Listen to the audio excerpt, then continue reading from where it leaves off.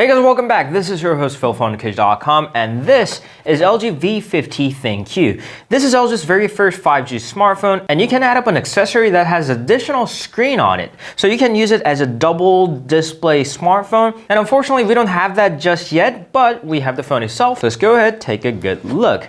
This is what's inside. There's a little cleaning cloth, and the V50 ThinQ itself. Here is the phone with all the important details on the plastic. It supports 5G network, pentacamera, dual on the front, triple on the back, dual screen support, Google Assistant button, and Snapdragon 855. Under that is a little packet containing all the manuals and quick start guides and the SIM card tray removal pin. Unlike some of the other phones, it doesn't come with the free case, but it does have the pair of earphones.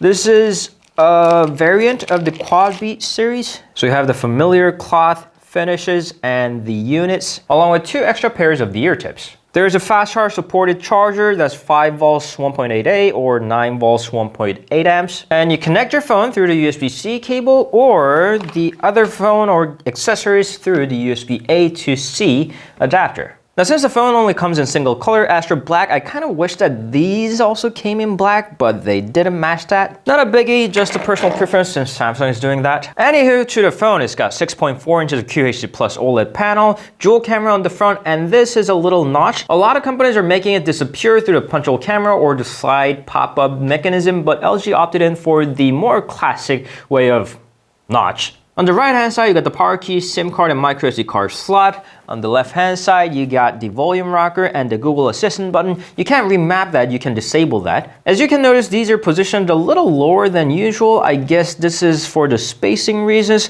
There's been complaints about the Galaxy S10's power key positioned a little up high. I assume that also is because of the same reason. On the bottom, you got the USB-C port with the quick charge support, microphone, 3.5mm headphone jack, and the speaker. On top, you got the secondary microphone, and the boombox speaker works along with the speaker on top to give you the stereo sound effect. And unlike the GA ThinQ, it has traditional speaker on top instead of the screen vibrating speaker. So I assume that this is gonna sound a bit better. On the back are the triple cameras, 12 megapixels, 16 megapixels, and 12 megapixels. That's normal, wide, and telephoto. Next to that is the LED flash, and on top is the 5G logo that doubles as a notification LED. I don't know why you want to blink the 5G logo, but it does. Under that is a fingerprint reader. Seems like LG is a little bit hesitant on the on-screen fingerprint sensor. The V50 ThinQ logo, the back panel is made out of glass, supporting the fast wireless charging LG logo, and these three metal terminals are the ones to connect with the dual screen accessory. Just like the GA ThinQ, they made the back panel a little bit thicker to get that flat camera design. It supports IP68 weather protection, and it is mil-spec certified. Now, the system itself isn't all that different from the previous LG devices. It's got the classic LG interface.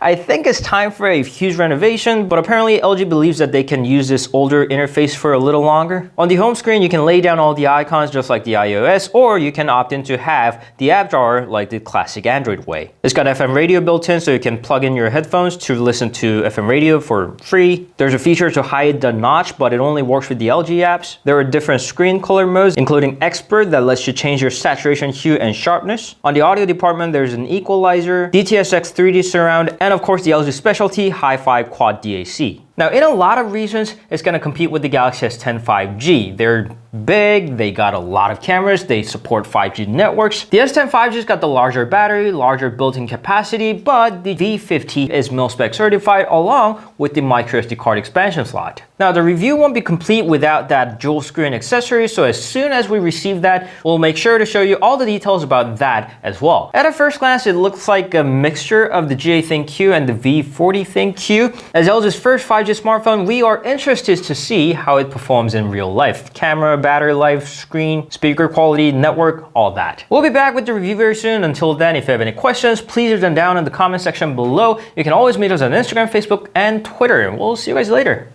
Ciao.